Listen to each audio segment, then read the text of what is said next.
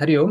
അപ്പൊ ഇന്ന് നമ്മുടെ നാരായണീയ സെഷനിൽ 71ാമത്തെ ദശകത്തിൽ നിന്ന് 100ാമത്തെ ദശകം വരെ ഉള്ള തത്വങ്ങൾ പറയുന്നു.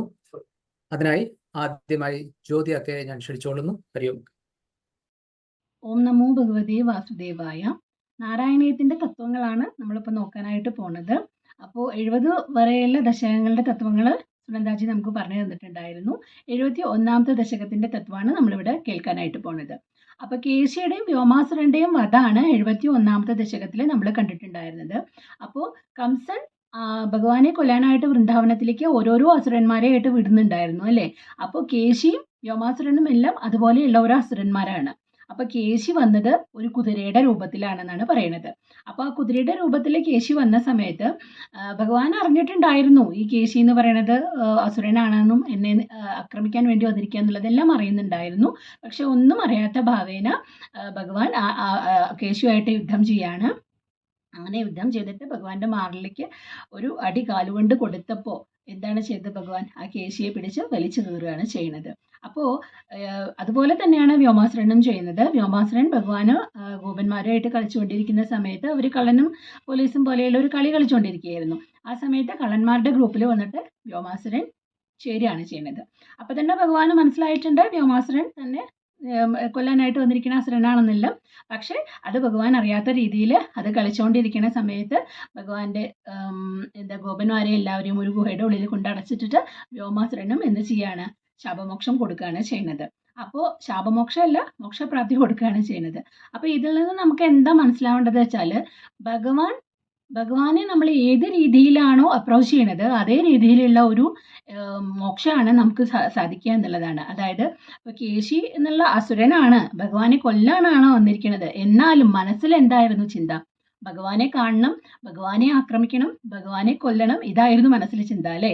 ഭഗവാനെ കൊല്ലാനായിട്ട് ആർക്കും സാധിക്കില്ലല്ലോ. അപ്പൊ ഭഗവാൻ അവിടെ മോക്ഷപ്രാപ്തി കൊടുത്തേ പറ്റുള്ളൂ അവർക്ക് അല്ലേ. സെയിം അത് തന്നെയാണ് വ്യോമാസുരനും. അപ്പൊ ഈ 71ാമത്തെ അധ്യായത്തിലെ തത്വം അത് തന്നെയാണ്. ഏത് രീതിയിലായാലും ഭഗവാനെ നമ്മൾ ആശ്രയിച്ചു കഴിഞ്ഞു കഴിഞ്ഞാൽ നമുക്ക് തീർച്ചയായിട്ടും നമ്മളുടെ ജന്മത്തിലത്തെ മോക്ഷപ്രാപ്തി എന്നുള്ളത് സാധിക്കുമെന്നുള്ളത് തന്നെയാണ് ഈ 71ാമത്തെ അധ്യായം കൊണ്ട് നമ്മൾ ഉദ്ദേശിക്കുന്നത്. 72ാമത്തെ അധ്യായത്തിൽ അക്രൂരന്റെ ആഗമനമാണ്. അതായത് ധനുർയാഗം നടത്താൻ പോവാണ് ആര്? കംസൻ മധുരാപുരിയിൽ. അപ്പോൾ അത് അങ്ങനെയുള്ള ഒരു വ്യാജേനയാണ് അക്രൂരനെ കൃഷ്ണനെയും ബലരാമനെയും കൂട്ടിക്കൊണ്ടുവരാനായിട്ട് വൃന്ദാവനത്തിലേക്ക് വിടുന്നത്. അപ്പോൾ വൃന്ദാവനത്തിലേക്ക് അക്രൂരൻ പോവാണ്. അക്രൂരൻ യഥാർത്ഥത്തിൽ ഭഗവാനോട് ഏറ്റവും അടുത്ത ഭക്തിയുള്ള ഒരു ആളായിരുന്നു. അത് ഭഗവാനും അറിയാം. അപ്പോൾ അക്രൂരൻ അവിടെ ചെന്നിട്ട് പറയാണ് ഇങ്ങനെ ധനുർയാഗം നടത്തേണ്ടത്. അതായത് പണ്ടത്തെ രാജാക്കന്മാരെല്ലാം അവർ ഈ ആയുധങ്ങൾ കൂടുതലായിട്ട് ഉപയോഗിക്കുന്ന ആൾക്കാരാണല്ലോ. ധനുസ് എന്ന് പറഞ്ഞു കഴിഞ്ഞാൽ അമ്പും വില്ലുമാണല്ലോ.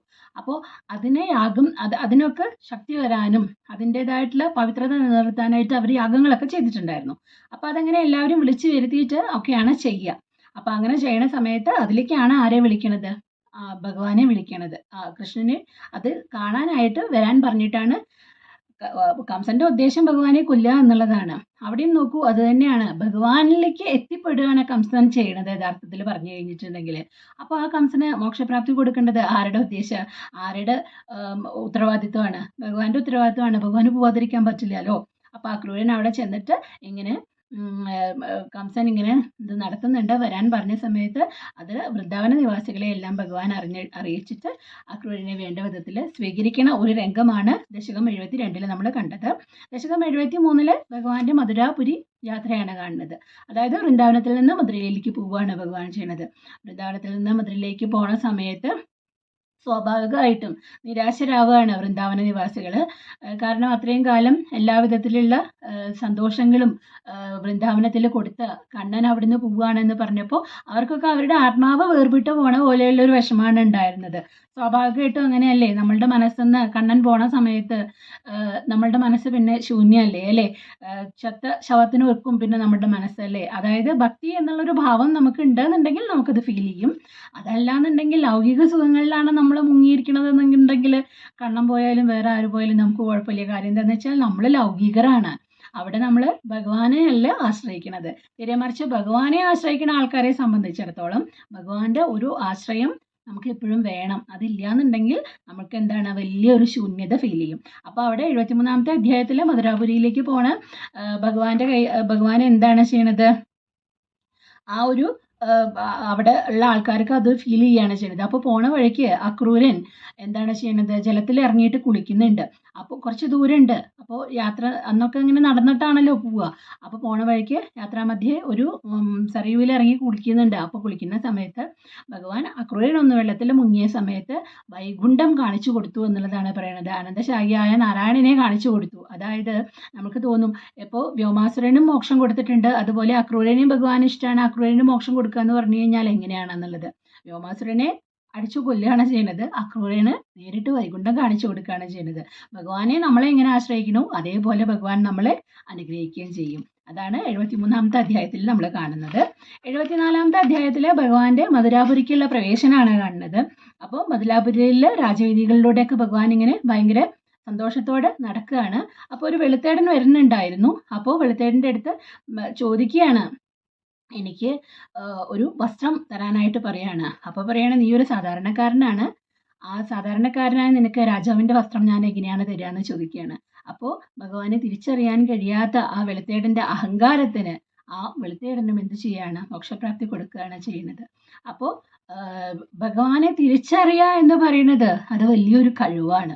അതിന് നമ്മൾ യോഗ്യരാവണം. അതല്ലാന്നുണ്ടെങ്കിൽ നമ്മൾക്ക് ഭഗവാനെ തിരിച്ചറിയാൻ സാധിക്കില്ല എന്നുള്ളത് ആ ഒരു കഥയിൽ നിന്ന് നമുക്ക് മനസ്സിലാക്കാനായിട്ട് സാധിക്കും. അതുപോലെയാണ് കുബ്ജ പറഞ്ഞിട്ടുള്ള ഒരു കൂനിയായ സ്ത്രീ വരികയാണ് കുരുക്കൂട്ടുമായിട്ട്. അപ്പോൾ ആ കുബ്ജയിൽ നിന്ന് എന്ത് വാങ്ങുകയാണ്? ആ കുരുക്കൂട്ട് വാങ്ങിയതിന് ശേഷം അവളെ പിടിച്ചങ്ങോട്ട് ഉയർത്തുകയാണ് ചെയ്യണത്. അവളെ കൂനിയായിരുന്നു, സുന്ദരിയായിരുന്നു. പക്ഷെ അവളുടെ ആ സൗന്ദര്യം ലോകരറിയത്തക്ക രീതിയിൽ അതിഗംഭീരാക്കി മാറ്റുകയാണ് ആരെ ചെയ്യുന്നത്? ഭഗവാൻ ചെയ്യുന്നത്. ഭഗവാൻ അപ്രാപ്യം എന്നുള്ളത് ഒന്നുമില്ലല്ലോ അല്ലേ? അപ്പോൾ ഭഗവാനായി നമ്മൾ എന്തെങ്കിലും ചെയ്യുമ്പോൾ അതിന് ബോണസ് പോയിന്റ് നമുക്ക് കിട്ടുള്ളൂ എന്നുള്ള ഒരു തത്വം തന്നെയാണ് ഈ 74-ാമത്തെ അധ്യായത്തിലും നമുക്ക് കാണിച്ചു തരുന്നത്. അപ്പോൾ മഹോത്സവമായിട്ട് ധനുർയാഗം നടന്നുകൊണ്ടിരിക്കുകയാണ്. അപ്പോൾ ധനുർയാഗം നടക്കുന്ന സമയത്ത് രഞ്ജനം എന്ന് പറഞ്ഞു കഴിഞ്ഞാൽ ആ ധനുസ്സിനെ ഭഗവാൻ അങ്ങോട്ട് ഒടിക്കുകയാണ്.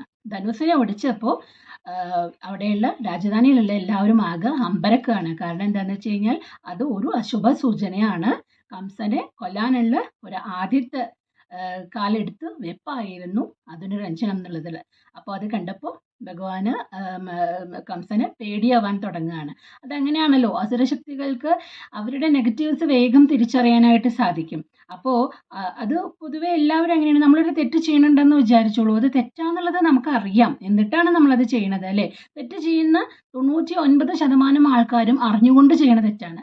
അറിയാണ്ട് ചെയ്യുന്ന തെറ്റുകൾ വളരെ കുറവേ ഉള്ളൂ. നമ്മുടെ അറിയാതെ ചെയ്യുന്ന തെറ്റുകളും നമ്മുടെ മനസാക്ഷി നമ്മളോട് പറഞ്ഞുകൊണ്ടിരിക്കും, അത് ചെയ്യേണ്ട കേട്ടോ, അത് തെറ്റാണെന്നുള്ളത് പറഞ്ഞുകൊണ്ടിരിക്കും. അതിനെ അവഗണിച്ചാണ് നമ്മൾ ചെയ്യണത്. അങ്ങനെയാണ് അത് തെറ്റായിട്ട് മാറുന്നത് അല്ലേ? അപ്പോൾ ആ ഒരു അതാണ് അവിടെ നമുക്ക് 74-ാമത്തെ അധ്യായത്തിൽ കാണുന്നത്. 75-ാമത്തെ അധ്യായത്തിൽ കംസവധാണ്. രാത്രിയിലെ ദുസ്വപ്നവും അതുപോലെ വില്ലൊടിച്ചതും എല്ലാം കൂടി ആലോചിച്ചിട്ട് കംസൻ ഇങ്ങനെ പേടിച്ചരണ്ട് കിടക്കുകയാണ്. പിറ്റേ ദിവസം രാവിലെ മല്ലയുദ്ധത്തിനായിട്ട് കൃഷ്ണനെയും ബലരാമനെയും വിളിക്കുകയാണ് ചെയ്യുന്നത്. അപ്പോൾ ആ മല്ലയുദ്ധത്തിന് വരുന്ന സമയത്ത് കുവലയപീഠം എന്ന് പറഞ്ഞിട്ട്, അതായത് ആ ആനയ്ക്ക് ഭയങ്കര ദേഷ്യമാണ്. ആ ആനയെ വഴിയിൽ നിർത്തിയിട്ടുണ്ടാവും. അപ്പോൾ ആ ആനയായിട്ട് ഏറ്റുമുട്ടിയിട്ട് ആ ആനയുടെ കൊമ്പ് ഇങ്ങോട്ട് പറിച്ചെടുത്തിട്ടാണ് എവിടേക്ക് വരുന്നത്? കംസന്റെ രാജധാനിയിലേക്ക് വരുന്നത്. ആ കംസന്റെ രാജധാനിയിൽ എത്തിയിട്ട് എന്താണ് ചെയ്യണത്? ആ നമ്മൾ കണ്ടിട്ടുണ്ടല്ലേ ഫോട്ടോയിലൊക്കെ, ഈ കുവലയപീഠത്തിന്റെ കൊമ്പൊക്കെ പിടിച്ചു വരുന്ന കൃഷ്ണനെയും ബലരാമനെയും നമ്മൾ കണ്ടിട്ടില്ലേ? അപ്പം അങ്ങനെ ആ കംസന്റെ രാജധാനിയിലേക്ക് എത്തിയിട്ട് അവിടെയുള്ള മല്ലന്മാരോട് യുദ്ധം ചെയ്തതിന് ശേഷം കുവലയപീഠത്തിന്റെ കൊമ്പ കൂടി എടുത്തപ്പോൾ കംസന് പൂർണ്ണമായിട്ടും മനസ്സിലായി ഇനി എനിക്ക് രക്ഷപ്പെടാനാവില്ല എന്നുള്ളത്. അവിടെ വെച്ചിട്ട് കംസനെ നിഗ്രഹിച്ചിട്ട് കംസവധം എന്ന ഒരു ഭഗവാന്റെ അവതാര ഉദ്ദേശം നിറവേറ്റുകയാണ്. എന്നിട്ട് ഉഗ്രസേന മഹാരാജ രാജ്യഭാരം തിരിച്ചേൽപ്പിച്ചിട്ട് അച്ഛനെയും അമ്മയും സുരക്ഷിതരാക്കുകയാണ് ഭഗവാൻ ചെയ്യുന്നത്. എല്ലാ അച്ഛനമ്മമാരെയും സുരക്ഷിതരാക്കുക എന്നുള്ളത് തന്നെയാണ് ഭഗവാൻ ഇവിടെ നമുക്ക് തരുന്ന തത്വം. ഒരു മകളുടെ ഒരു ചുമതലയാണ്, റെസ്പോൺസിബിലിറ്റിയാണ് അച്ഛനമ്മമാരുടെ സംരക്ഷണം. അത് ആരിൽ നിന്നായാലും നേടിക്കൊടുക്കേണ്ടത് ആരുടെ ഉത്തരവാദിത്വമാണ്? നമ്മുടെ മക്കളുടെ ഉത്തരവാദിത്വമാണെന്നുള്ള തത്വം തന്നെയാണ് ഭഗവാൻ അവിടെ കാണിച്ചു തരുന്നത്. 75-ാമത്തെ അധ്യായത്തിന് ശേഷം നമ്മൾ കാണുന്നത് 76-ാമത്തെ അധ്യായമാണ്. 76-ാമത്തെ അധ്യായത്തിൽ ഉദ്ധവദൂതാണ് കാണുന്നത്. ഉദ്ധവദൂതിന് ആദ്യത്തെ ഒരു ശ്ലോകത്തിൽ പറയുന്നുണ്ട്, സന്ദീപനി മഹർഷിയുടെ അടുത്ത് ചെന്നിട്ട് 64 ദിവസം കൊണ്ട് ഭഗവാൻ എന്താണ് ചെയ്തത്, എല്ലാ വിദ്യകളും പഠിച്ചു എന്നുള്ളതാണ് പറയുന്നത്. അപ്പൊ അതിന് മുന്നേ ആണ് ബാക്കി കാര്യങ്ങളൊക്കെ നടന്നിരിക്കുന്നത് കേട്ടോ. ഇതിന് ശേഷമാണ് സന്ദീപനിയുടെ അടുത്ത് ചെന്നിട്ട് വിദ്യകൾ അഭ്യസിക്കുന്നത്. അതിനുശേഷം ഉദ്ധവരെ ദൂതിനെ വിടുന്ന രംഗമാണ് 76-ാം അധ്യായം ഉദ്ധവദൂത് എന്നുള്ള ആ ഒരു ഭാഗത്ത് നമുക്ക് കാണുന്നത്. ഉദ്ധവരെ എവിടേക്കാണ് ദൂതിനെ വിടുന്നത്? മധുരയിൽ നിന്ന് വൃന്ദാവനത്തിലേക്കാണ് ദൂതിനെ വിടുന്നത്. കാരണം അദ്ദേഹത്തിന് അറിയാം രാസലീലയും എല്ലാം ചെയ്യുന്നത് കൊണ്ട് ഗോപികൾക്കും നന്ദഗോപർക്കും എല്ലാവർക്കും വളരെ വിഷമായിരിക്കും അവിടെ. ഇപ്പോൾ എന്താ വെച്ചാൽ ഭഗവാൻ പെട്ടെന്ന് അവിടെ നിന്ന് ഇങ്ങോട്ട് പോകുന്നതല്ലേ. അപ്പോൾ ഉദ്ധവരെ അങ്ങോട്ട് വിടുകയാണ് ചെയ്യുന്നത്.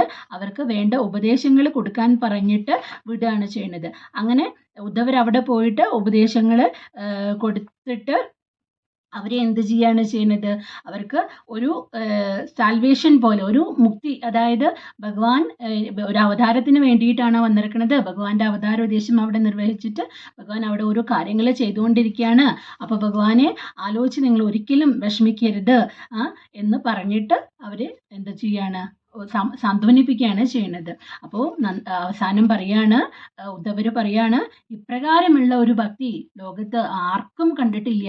അപ്പോൾ ഉദ്ധവർക്കൊരു ധാരണയുണ്ട്, ഉദ്ധവരാണ് ഭഗവാന്റെ ഏറ്റവും വലിയ ഭക്തൻ എന്നുള്ളത്.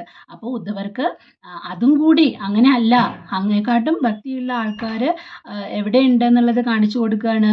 ഈ ഗോപസ്ത്രീകൾ അങ്ങേക്കാട്ടും ഭക്തിയുള്ളവരാണ് എന്നുള്ളത് ഉദ്ധവരുടെ ഒരു തെറ്റിദ്ധാരണ മാറ്റാൻ വേണ്ടിയിട്ട് ഉദ്ധവരെ ദൂതിനെ അയച്ചിട്ട് ഗോപസ്ത്രീകളുടെ യഥാർത്ഥത്തിലുള്ള ഭക്തിയെ കാണിച്ചു കൊടുക്കുകയാണ് ഭഗവാൻ ഈ അധ്യായത്തിൽ, ഉദ്ധവദൂത് എന്നുള്ള അധ്യായത്തിൽ ചെയ്യുന്നത്. അതേസമയം ഗോപസ്ത്രീകൾക്ക് ഭഗവാന്റെ അവതാരോദ്ദേശം എന്താണെന്നുള്ളത് മനസ്സിലാക്കി ഒരു തത്വം ഉപദേശിച്ചിട്ട് അവർക്ക് എന്ത് കൊടുക്കുകയാണ്, ഒരു സമാധാനം കൊടുക്കുകയാണ് ഭഗവാൻ ചെയ്യുന്നത്.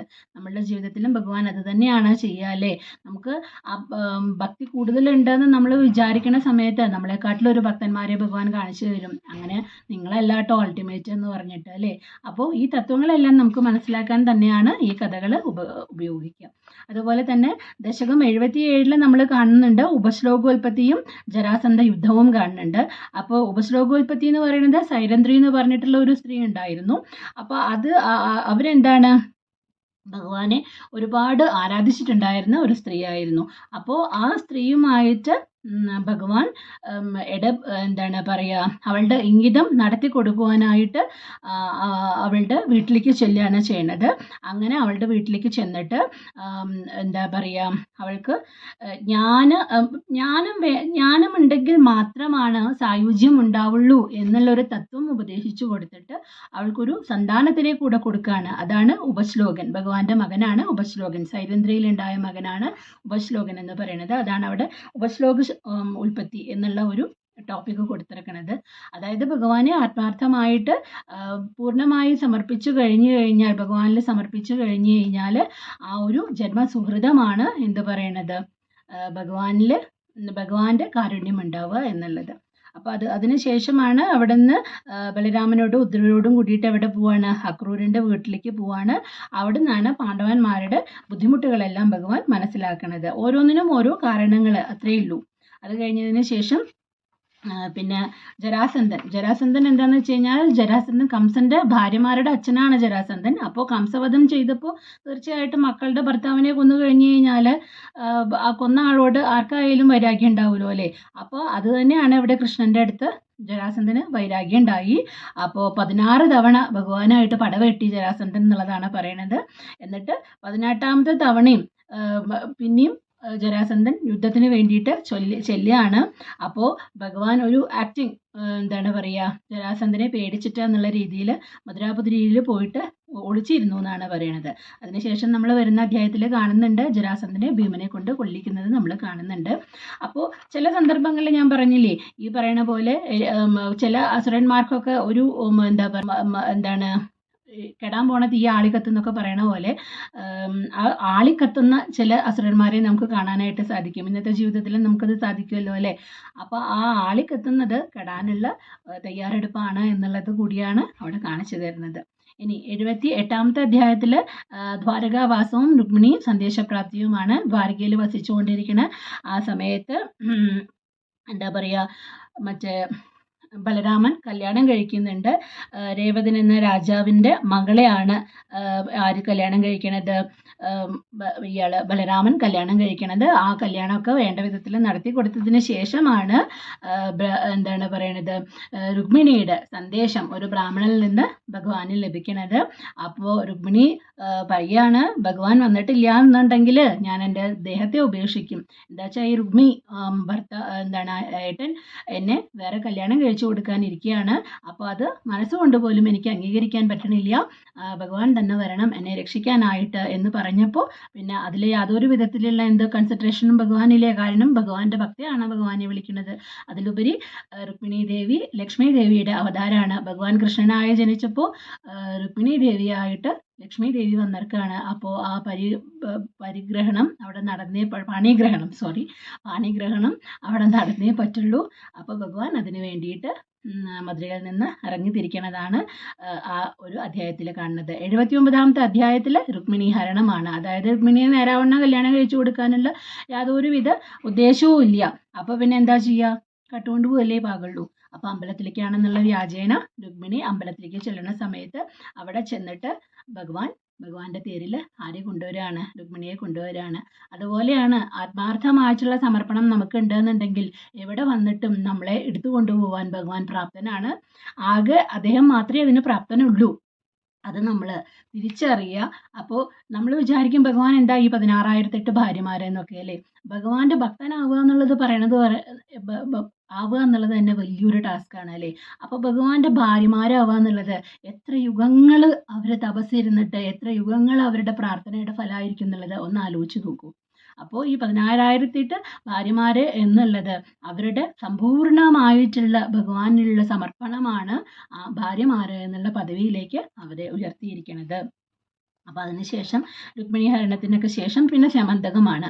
അതായത് സത്രാജിത്ത് എന്ന് പറഞ്ഞിട്ടുള്ള ഒരു എന്താ പറയുക, ഒരാളുണ്ട്. അദ്ദേഹത്തിന് എന്താണ് ചെയ്യണത്? അദ്ദേഹത്തിന് സൂര്യനിൽ നിന്ന് കിട്ടണതാണ് ശമന്തക രത്നം എന്ന് പറയണത്. അപ്പോൾ ആ ശമന്തകരത്നം ഭഗവാൻ യാചിച്ചു, ഭഗവാൻ വേണം എന്നുള്ളത് പറഞ്ഞു എന്നാണ് പറയണത്. അപ്പോൾ സത്രാജിത്തിനൊരു മകളുണ്ടായിരുന്നു, സത്യഭാമ എന്ന് പറഞ്ഞിട്ട്. അപ്പോൾ ആ സത്യഭാമയെ കല്യാണം കഴിക്കാൻ, ഭൂമിദേവിയുടെ അവതാരമാണ് സത്യഭാമ, ആ സത്യഭാമയെ വിവാഹം ചെയ്യുക എന്നുള്ളത് ഭഗവാന്റെ ലക്ഷ്യമായിരുന്നു. അതുകൊണ്ടാണ് സത്രാജിത്തിൽ നിന്ന് ആ ശമന്തകമണി ഭഗവാൻ ചോദിച്ചത് എന്നാണ് പറയണത്. ആ വഴിക്ക് ആ റൂട്ട് അങ്ങോട്ട് കറക്റ്റ് ചെയ്യാം എന്നുള്ള രീതിയിൽ. അപ്പോൾ സത്രാജിത്തിൽ നിന്നും ആ ഇത് ചോദിച്ച സമയത്ത് സത്രാജിത്ത് കൊടുത്തില്ല. സ്വാഭാവികമായിട്ടും എന്താ വെച്ചാൽ ഒരു യുഗത്തോളം സ്വർണം ഓരോ ദിവസവും ഉൽപ്പാദിപ്പിക്കാൻ കഴിവുള്ളതാണ് ഈ ശമന്തകം എന്ന് പറയുന്നത്. അപ്പോൾ സത്രാജിത്ത് അത് കൊടുത്തില്ല. അത്രയും ഐശ്വര്യദായകമാണ്. അപ്പോൾ ഭഗവാൻ ഈ അധ്യായത്തിൽ കൂടെ നമുക്ക് ഒന്നും കൂടെ ഭഗവാൻ പറഞ്ഞു തരുന്നുണ്ട്. അതായത് എന്ത് ഐശ്വര്യങ്ങളാണെന്നുണ്ടെങ്കിലും അത് ഒരു പരിധിയിൽ കൂടുതലായി കഴിഞ്ഞു കഴിഞ്ഞാൽ നമുക്ക് നാശം മാത്രമേ ഉണ്ടാക്കുകയുള്ളൂ. അത് ആരോഗ്യമായിക്കോട്ടെ, അല്ലെങ്കിൽ പണമായിക്കോട്ടെ, വിദ്യ ആയിക്കോട്ടെ, എന്ത് തന്നെയാണെന്നുണ്ടെങ്കിലും പരിധിയിൽ കൂടുതലായി കഴിഞ്ഞു കഴിഞ്ഞാൽ നമുക്ക് അത് ദോഷേ ചെയ്യുള്ളൂ എന്നുള്ളതാണ് ഈ അധ്യായം കൊണ്ട് നമുക്ക് മനസ്സിലാക്കേണ്ടത്. അപ്പോൾ ഈ ശമന്തകം കൊടുത്തപ്പോൾ വേണമെന്ന് പറഞ്ഞപ്പോൾ കൊടുത്തില്ല. ഓക്കെ, ശരി. അത് കഴിഞ്ഞ് ഈ ശമന്തക സത്രാജിത്തിൻ്റെ അനിയൻ എടുത്തുകൊണ്ട് പോവാണ്. അനിയൻ എടുത്തുകൊണ്ട് പോയപ്പോൾ എല്ലാവരും കിംവദന്തി പരത്തി, കൃഷ്ണൻ കള്ളനല്ലേ, അവൻ ചോദിച്ചപ്പോൾ കൊടുത്തില്ല, അതിന് പകരമായിട്ടാണ് അവൻ എടുത്തു കൊണ്ടുപോയിരിക്കുന്നത് പറഞ്ഞ് കൃഷ്ണൻ്റെ മേലായ കുറ്റം. അങ്ങനെ സത്രാജിത്തിനെ കൊന്നിട്ട് അത് ആര് കൊണ്ടുപോവാണ്? അത് ജാമ്പവാന്റെ ഗുഹയിൽ വരെ എത്തിപ്പെടുകയാണ്. എന്നിട്ട് ഭഗവാനാണ് തപ്പിപ്പിടിച്ച് അവിടെ ചെല്ലണ സമയത്താണ് എന്തുണ്ടായത്?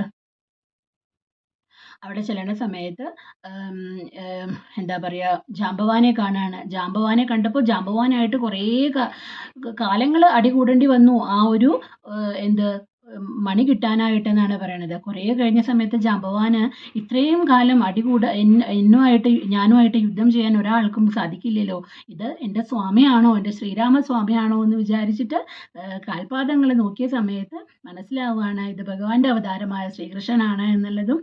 അപ്പോൾ വേഗം എത്രയും പെട്ടെന്ന് ആ മണി തിരിച്ചു കൊടുക്കുകയാണ് ചെയ്യുന്നത്, ശമന്തകമണി. അതിൻ്റെ ഒപ്പം ജാമ്പവാന്റെ മകളായ ജാമ്പവതിയെയും ഭഗവാൻ കല്യാണം കഴിക്കുകയാണ്. അതിനുശേഷം എഗെയിൻ സത്രാജിത്തിൻ്റെ അടുത്തേക്ക് തന്നെ തിരിച്ചു വന്ന് ജാമ്പവാനിൽ നിന്ന് എടുത്തിട്ട് അത് സത്രാജിത്തിന് തന്നെ തിരിച്ചു കൊടുക്കുകയാണ് ഭഗവാൻ ചെയ്യുന്നത്. അപ്പോൾ ഭഗവാന് ഭഗവാൻ സത്രാജിത്തിന് തന്നെ തിരിച്ചു കൊടുത്തപ്പോൾ സത്രാജിത്തിന് ആകെ ഒരു നാണക്കേടാവുകയാണ് ചെയ്യുന്നത്. കാര്യം കൃഷ്ണനല്ല അത് കൊണ്ടുപോയത് എന്നുള്ളത് തിരിച്ചറിഞ്ഞൂലോ. അപ്പോൾ കൃഷ്ണനെയല്ലേ ഇത്ര കാലം കുറ്റം പറഞ്ഞിട്ടുണ്ടായിരുന്നത്. അപ്പോൾ അതിൻ്റെ ഒരു കോമ്പൻസേഷൻ എന്ന രീതിയിൽ സത്രാജിത്ത് സത്യഭാമയെ കൂടി ആ സമന്തകരത്നത്തോടു കൂടി ഭഗവാന് തിരിച്ചേൽപ്പിക്കുകയാണ് ചെയ്യുന്നത്. അപ്പോൾ അങ്ങനെ ഭഗവാന് ജാമ്പവതിയും കിട്ടി, സത്യഭാമയും കല്യാണം കഴിക്കുകയാണ് ചെയ്യുന്നത്. അപ്പോൾ സത്യസന്ധനായിട്ടുള്ള ഭഗവാൻ നമുക്ക് തോന്നും കള്ളത്തരങ്ങളൊക്കെ കാണിക്കുന്നുണ്ടല്ലോ, 16,008 ഭാര്യമാരാണല്ലോ, അങ്ങനെയൊക്കെ തോന്നും. അതെല്ലാം ഭഗവാന്റെ ഓരോ ക്രീഡകൾ മാത്രമാണ്. അതിന് പ്രാപ്തനായ ഒരേ ഒരു ശക്തിയേ ഉള്ളൂ എന്നുള്ള തത്വമാണ് നമുക്ക് ഈ നാരായണീയത്തിലൂടെയും ഭാഗവതത്തിലൂടെയും ഭഗവാൻ നമ്മളെ കാണിച്ചു തരുന്നത്. ഈ തത്വങ്ങളൊക്കെ നമ്മളിവിടെ പറയുന്നത്, ഈ തത്വങ്ങൾ ഉൾക്കൊണ്ട് നമ്മൾ നമ്മളുടെ ജീവിതത്തിൽ ഇതെല്ലാം പ്രാവർത്തികമാക്കുക എന്നുള്ള ഇത് മനസ്സിലാക്കാൻ വേണ്ടിയാണ്. ഇത് നമ്മളുടെ വരുന്ന തലമുറയിലേക്ക് നമുക്ക് പറഞ്ഞു കൊടുക്കാനായിട്ട് സാധിക്കട്ടെ എന്ന് ഭഗവാനോട് ആത്മാർത്ഥമായിട്ട് പ്രാർത്ഥിക്കുകയാണ്. ഹരി ഓം. അപ്പൊ അടുത്തായിട്ട് സുനിതയൊക്കെയാണ്. ഹരി ഓം. ഓം നമോ ഭഗവതേ വാസുദേവായ. 81ാമത്തെ ദശകം ഭഗവാന്റെ 16,008 ഭാര്യമാര് എങ്ങനെയുണ്ടായി, ഭഗവാൻ ഇത്രയും വിവാഹം കഴിച്ചത് എങ്ങനെയാണ് എന്നുള്ള കാര്യങ്ങളൊക്കെയാണ് കൂടെ പറയുന്നത്. അതിന്റെ ഇടയ്ക്കിടയ്ക്ക് അത് മാത്രമല്ല, അതിന്റെ കൂടെ ഖാണ്ഡവ ദഹനത്തിനായിട്ട് അഗ്നിയെ സഹായിച്ചതും നരകാസുരവധവും എല്ലാം ഇതിന്റെ ഇടയിലൂടെ പോകുന്നുണ്ട്. അപ്പൊ ഭഗവാന് നേരത്തെ തന്നെ രുക്മിണിയും ജാമ്പവതി സത്യഭാമ എല്ലാം കല്യാണം കഴിച്ചിട്ടുള്ള കാര്യം നമുക്ക് അറിയാം. അത് കൂടാതെ തന്നെ അടുത്തതായിട്ട് വരുന്നത് സൂര്യപുത്രിയായിട്ടുള്ള കാളിന്തിയാണ്. കാളിന്തിയെ അന്നൊക്കെ എന്ന് പറഞ്ഞു കഴിഞ്ഞാൽ ഓരോരോ വിവാഹങ്ങൾക്കും ഇപ്പോഴത്തെ പോലെയല്ല, ഈ വിവാഹം കഴിക്കാൻ യോഗ്യനാണോ എന്ന് നോക്കാൻ വേണ്ടി ഒരുപാട് മത്സരങ്ങളും എല്ലാം വെക്കും. നമുക്കറിയാം, ഓരോരോ എല്ലാ പുരാണങ്ങളിലും ഉണ്ട്. ഏത് വിവാഹമാണെങ്കിലും അതിനൊക്കെ ഒരു അജണ്ട ഉണ്ടാവും. ഇങ്ങനെ ചെയ്താൽ മാത്രമേ ഈ പെൺകുട്ടിയെ ഞാൻ വിവാഹം ചെയ്തു തരൂ എന്ന് അച്ഛൻ നേരത്തെ പ്രഖ്യാപിക്കും. സ്വയംവരമാണല്ലോ അന്നൊക്കെ. അങ്ങനെ ഭഗവാൻ ഇവിടെ ആദ്യം കാളിന്തിയെ, സൂര്യപുത്രിയായ കാളിന്തിയെ പരിണയിക്കുന്നു. അത് കഴിയുമ്പോഴത്തേക്കും ഭഗവാൻ തന്നെ മുറപ്പെണ്ണായ, അതായത് വസുദേവരുടെ പെങ്ങളുടെ മകളാണ് മിത്രവിന്ദയെ കല്യാണം കഴിക്കുന്നു. അത് കഴിഞ്ഞ് കോസല രാജ്യത്തെ രാജാവായ നഗ്നജിത്തിന്റെ മകൾ സത്യ. അപ്പം മറ്റേത് മുറപ്പെണ്ണായതുകൊണ്ട് മറ്റ് പരീക്ഷകളൊന്നുമില്ലാതെ തന്നെ വിവാഹം നടന്നു. നഗ്നജിത്ത് വന്നിട്ട് 7 കൂറ്റൻ കാളകളെ ഒരേ നിമിഷം പിടിച്ചു കെട്ടണം എന്നുള്ളതായിരുന്നു നഗ്നജിത്തിന്റെ ഒരു ക്രൈറ്റീരിയ. സത്യ എന്നാണ് അദ്ദേഹത്തിന്റെ മകളുടെ പേര്. അപ്പൊ ഭഗവാൻ എന്ത് ചെയ്തു? ഭഗവാൻ 7 കൂറ്റൻ കാളകളെടുത്തും 7 കാളകളുടെ അടുത്തും 7 ഭഗവാനുണ്ട്.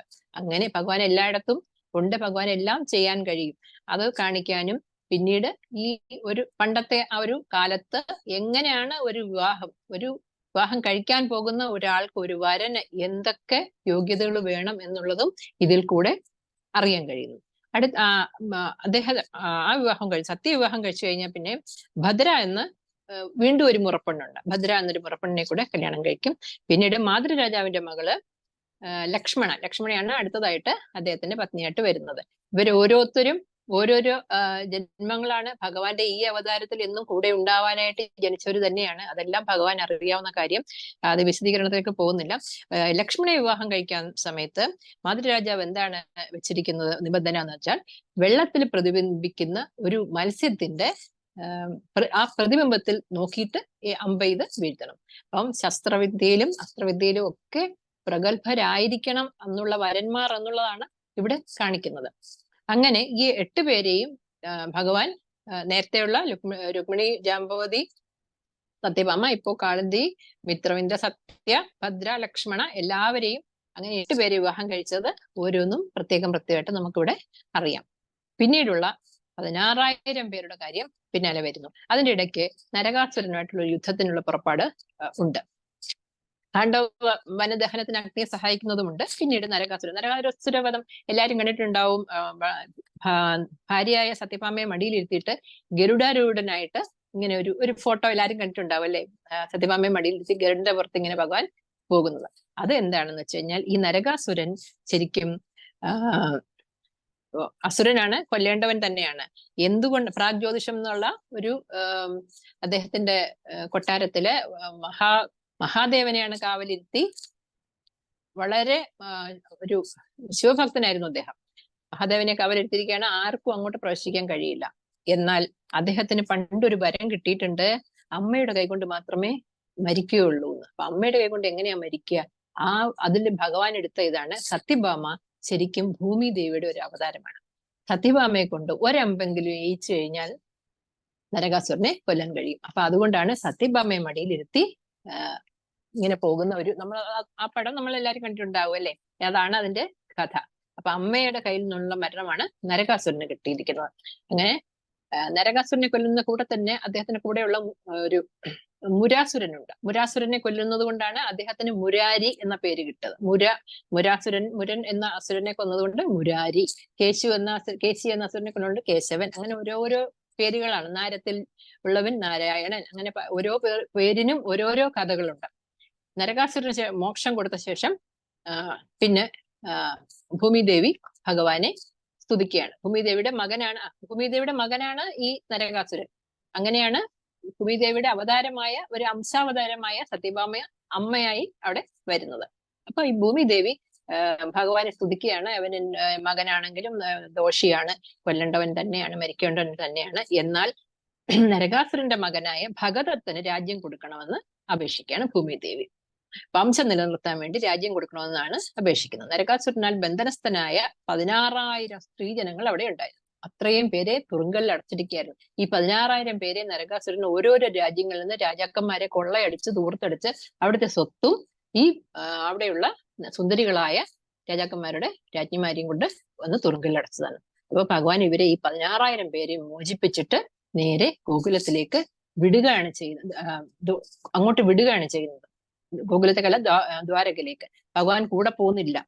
ഭഗവാന്റെ ഭാര്യമാരെയും കൂട്ടി ഭഗവാൻ പോന്നു എന്ന് പറയുന്നില്ല, അങ്ങോട്ടേക്ക് അയക്കുകയാണ് ചെയ്യുന്നത്. പിന്നീട് ചെന്ന് ജോയിൻ ചെയ്യുകയാണ്. എല്ലാം ഈ 16,000 പ്ലസ് ആദ്യം പറഞ്ഞ 8 പേര് ചേർത്താണ് 16,008 ഭാര്യമാര് ഉണ്ടാകുന്നത്. അപ്പൊ ആരെയൊക്കെ രക്ഷിച്ചോ അവരെയൊക്കെ ഭഗവാൻ ഭാര്യയെ നമ്മൾ എങ്ങനെയാണ് ഒരു ഭർത്താവ് നോക്കുന്നത്?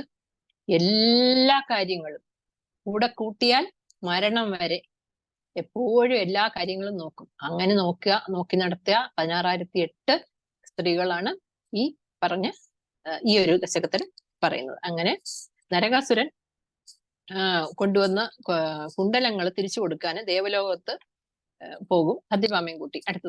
അടുത്ത ഒരു ശ്ലോകത്തിൽ പറയുന്നതാണ്, ഈ ഒരു 16,000 പേരെയും രക്ഷിച്ച ശേഷം അവിടെ ചെല്ലുമ്പോഴത്തേക്കും ഇതെല്ലാം ഇന്ദ്രന് വേണ്ടിയാണ് കൂടുതൽ കാര്യങ്ങളും ഭഗവാൻ ചെല്ലുന്നത്. അവിടെ ചെല്ലുമ്പോൾ സത്യഭാമയ്ക്ക് അവിടെ പാരിജാതം കാണും.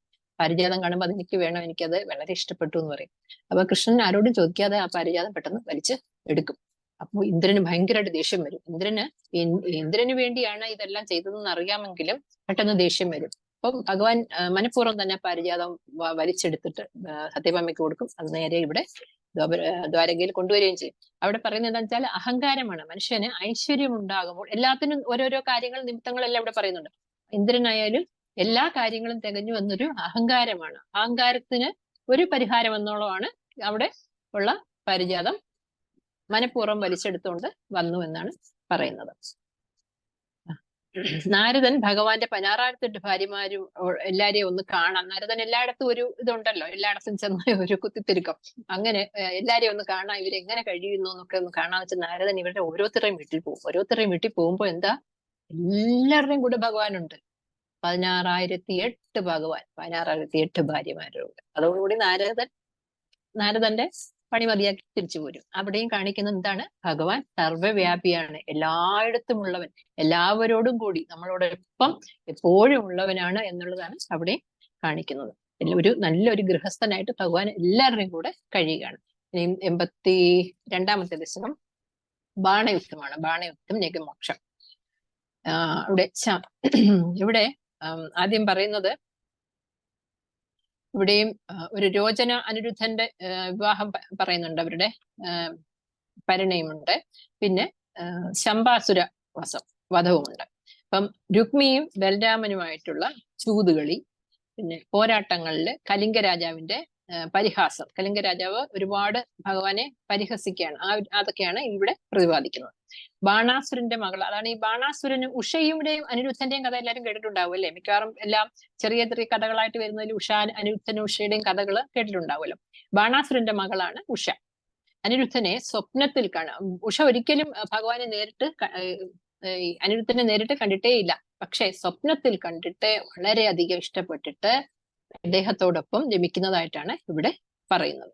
അതിന്റെ പരിണിത ഫലങ്ങളും മറ്റുമാണ് ഈ ഒരു ദശകത്തിൽ പറയുന്നത്. ഭഗവാന്റെ പുത്രനല്ല പൗത്രനാണ്, കൊച്ചുമകൻ, ചെറുമകനാണ് അനിരുദ്ധൻ. അതായത് മഹാബലിയുടെ ശിവഭക്തനായ പുത്രൻ, അതാണ് ബാണാസുരൻ. ബാണാസുരനും ഉഷയുമായിട്ടുള്ള ഒരു കഥയാണ് ഇവിടെ പറയുന്നത്. ബാണാസുരൻ നേരത്തെ ബാണാസുരൻ കല്യാണം കഴിച്ചിരിക്കുന്നു, സുഖമായി ജീവിക്കുന്ന ആളാണ്. അദ്ദേഹത്തിന് ഈ ഉഷയെ അറിയില്ല, യാതൊരു ബന്ധവുമില്ല. പക്ഷേ ഉഷ സ്വപ്നത്തിൽ കൂടി കണ്ട് അദ്ദേഹത്തോടെ രമിക്കുന്നു എന്ന ഉഷയുടെ തോഴിയുണ്ട് ചിത്രലേഖ പറയുന്നുണ്ട്, എങ്ങനെ ഞാൻ ഇയാളെ കണ്ടുപിടിച്ചു തരാമെന്ന്. ചിത്രലേഖ നന്നായി ചിത്രം വരയ്ക്കുന്ന ഒരു തോഴിയായിരുന്നു, ഒരു യോഗിനിയായിരുന്നു ചിത്രലേഖ ഒരുപാട് ചിത്രങ്ങൾ വരച്ച് കാണിക്കുക. അവസാനം ഈ ഒരു ചിത്രം വരുമ്പോൾ പറയാം, ഇത് തന്നെ ഞാൻ സ്വപ്നത്തിൽ കണ്ട ആളെന്ന് പറഞ്ഞിട്ട് ഞാൻ എങ്ങനെയും എനിക്ക് ഇദ്ദേഹത്തെ വേണം എന്ന് പറഞ്ഞിട്ട് ചിത്രലേഖ തന്നെ പോയിട്ട് ഇദ്ദേഹത്തെ ഉറങ്ങിക്കിടന്ന അദ്ദേഹത്തെ എടുത്തുകൊണ്ടുവന്ന് ഇവിടെ കൊണ്ടുവന്ന് കൊട്ടാരത്തിൽ കൊണ്ട് ആക്കുകയാണ് ചെയ്തത്, ഈ ബാണാസുരന്റെ കൊട്ടാരത്തിൽ. അപ്പൊ ബാണാസുരൻ പോലും ഇതൊന്നും അറിയുന്നില്ല. ഇവരൊന്നിച്ച് താമസിക്കുക, അവിടെ ഭാര്യ ഭർത്താക്കന്മാരായിട്ട് സന്തോഷമായിട്ട് ജീവിക്കുകയാണ്. അങ്ങനെ ഇരിക്കെ ഈ ഉഷയിൽ വന്ന മാറ്റങ്ങള് ഭൃത്യന്മാരൊക്കെ കണ്ടിട്ട് ചെറിയ സംശയമുള്ളതുപോലെ പറയും, ഇത് ഒരു കന്യകയുടെ ഒരു ലക്ഷണമല്ല ഇപ്പൊ കാണിക്കുന്നത്, എന്തോ സംശയം ഉണ്ട് എന്നുള്ള രീതിയിൽ. അങ്ങനെ ബാണാസുരൻ ഇതാരാ എന്താന്നൊക്കെ നോക്കാം എന്ന് പറഞ്ഞിട്ട് ഒരിക്കൽ ഇവിടെ വന്ന് ഉറക്കത്തിൽ ഇവരൊന്നിച്ച് കിടന്നുറങ്ങുന്നത് കണ്ടുപിടിക്കുകയും അവിടെ നിന്നിട്ട് അദ്ദേഹത്തെ പൂട്ടിയിടും ഈ ബാണാസുരൻ. പൂട്ടിയിടുന്നത് എങ്ങനെയാന്ന് വെച്ച് കഴിഞ്ഞാൽ, പൂട്ടിയിടുമ്പോൾ അനിരുദ്ധനെ പൂട്ടിയിടും തുടങ്ങുമ്പോൾ അനിരുദ്ധൻ ഗദ എടുത്തിട്ട് അടിച്ച്, എല്ലാവരും അന്നത്തെ നല്ല യോദ്ധാക്കളാണല്ലോ, ഇദ്ദേഹത്തെ പുറത്താക്കും. അവസാനം ഒരു നാഗപാശം, അതാണ് നെഗം എന്ന് പറയുന്നത്, പാശത്താൽ, അതാണ് പാമ്പ് വരിയുന്ന പോലെ ഇങ്ങനെ വരിഞ്ഞ് അങ്ങനെ ഇടും, അതാണ് നാഗപാശത്തിൽ വരിഞ്ഞ് അവിടെ ഇടുകയാണ് ചെയ്യുന്നത്. അങ്ങനെ തടവിലിടും. പിന്നീട് ഈ യാദവരും ബാണാസുരന്റെ ഭടന്മാരും തമ്മിൽ വളരെ വലിയ യുദ്ധം നടക്കുകയാണ്. ഈ ഉഷയുടെ ആൾക്കാരും അനിരുദ്ധന്റെ ആൾക്കാരും തമ്മില്, അതായത് ഭഗവാന്റെ യാദവരും ഇവിടെയുള്ള ബാണാസുര ഭടന്മാരും യുദ്ധം നടക്കുകയും ആ യുദ്ധത്തിൽ പറയുന്നത് എന്താണെന്നറിയാമോ, ശരിക്കും പറഞ്ഞാല് വൈഷ്ണവ തേജസ്സും ശൈവ തേജസ്സും തമ്മിലുള്ള ഒരു വടംവലിയാണ് അവിടെ നടക്കുന്നത്. വൈഷ്ണവരും ശൈവരും തമ്മിലുള്ള, അതായത് ബാണാസുരനും മറ്റും ശൈവ ഭക്തരും ശിവന്റെ അങ്ങേറ്റത്തെ പ്രൊട്ടക്ഷനിൽ നിൽക്കുന്ന ആൾക്കാരാണ്, ഭഗവാന് മഹാവിഷ്ണു. അവർ തമ്മിലുള്ള ഒരു വടംവലിയായിട്ടാണ് കാണുന്നത്. ശൈവ തേജസ്സും വൈഷ്ണവ തേജസ്സും തമ്മിലുള്ള മാറ്റുരയ്ക്കുകയാണ് ഇവിടെ. തന്റെ ഭക്തനായ ബാണാസുരനെ മഹാദേവൻ ഒരിക്കലും കൈവിടുന്നില്ല. രണ്ട് ശക്തികളുടെയും സമഗ്ര യുദ്ധമുറകളെല്ലാം കഴിഞ്ഞിട്ട് ബാണാസുരൻ യുദ്ധത്തില് പരാജിതനാകുന്നു. പ്രഹ്ലാദന് പണ്ട് ഒരു വരം കൊടുത്തിട്ടുണ്ട് ഭഗവാന്, നിന്റെ വംശത്തിലുള്ള ഒരാളെയും ഞാൻ വധിക്കത്തില്ലെന്ന്. അതിനാല് ബാണാസുരൻ എന്താ ഒട്ടും പേടി ഉണ്ടായില്ല, എനിക്ക് എന്തായാലും ഞാൻ പ്രഹ്ലാദ വംശത്തിനായോണ്ട് എനിക്ക് മരണമില്ല എനിക്ക് എന്നുള്ള രീതിയിൽ തീരെ ഒരു പേടിയില്ലാതെ അങ്ങനെ യുദ്ധം ചെയ്തുകൊണ്ടിരുന്നു. പെട്ടെന്ന് തന്നെ ഭഗവാൻ ബാണാസുരനെ വധിക്കുകയും ചെയ്തു. തന്റെ ഇഷ്ട അവതാരമായ ശ്രീകൃഷ്ണൻ തന്നെ എല്ലാവരിലും ഊർദ്ധമൂർദ്ധത്തിലുള്ള നിൽക്കുന്നു എന്ന് പറഞ്ഞുകൊണ്ടാണ് മേൽപ്പത്തൂർ ഈ ദശകം ഇവിടെ അവസാനിപ്പിക്കുന്നത്. അത് എപ്പോഴും പറയുന്നുണ്ട്, ത്രിമൂർത്തികളില് ഭഗവാൻ മഹാവിഷ്ണുവാണ് ഏറ്റവും ഊർദ്ധത്തിൽ നിൽക്കുന്നത്. മേൽപ്പത്തൂര് മിക്കവാറും ദശകങ്ങളിലെല്ലാം പറയുന്നുണ്ട്. ഇനി ദശകം 83 പൗണ്ഡ്രകവധം.